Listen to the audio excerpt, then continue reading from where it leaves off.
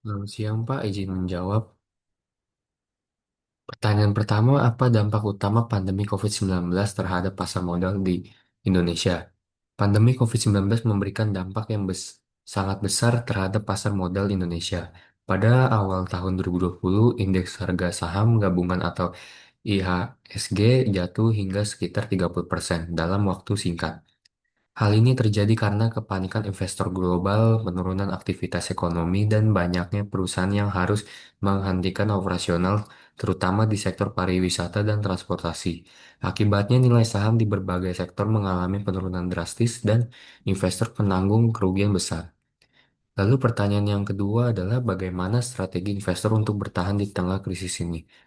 Untuk bertahan di tengah krisis ini, investor perlu menerapkan strategi yang lebih hati-hati. Pertama, melakukan diversifikasi portofolio agar risiko tidak hanya tertumpuk pada satu sektor. Kedua, memilih saham-saham defensif, misalnya di sektor kesehatan, telekomunikasi, atau consumer goods yang cenderung lebih stabil.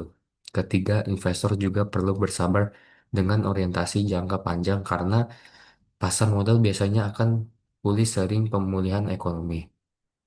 Lalu pertanyaan yang terakhir adalah bagaimana peran kebijakan pemerintah dalam pemulihan pasar? Pemerintah berperan sangat penting dalam pemulihan pasar modal. Kebijakan stimulus fiskal, misalnya bantuan sosial dan program pemulihan ekonomi, membantu menjaga daya beli masyarakat. Selain itu, Bank Indonesia menurunkan suku bunga acuan untuk mendorong likuiditas dan investasi.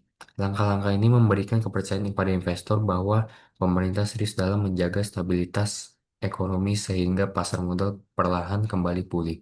Terima kasih, Pak.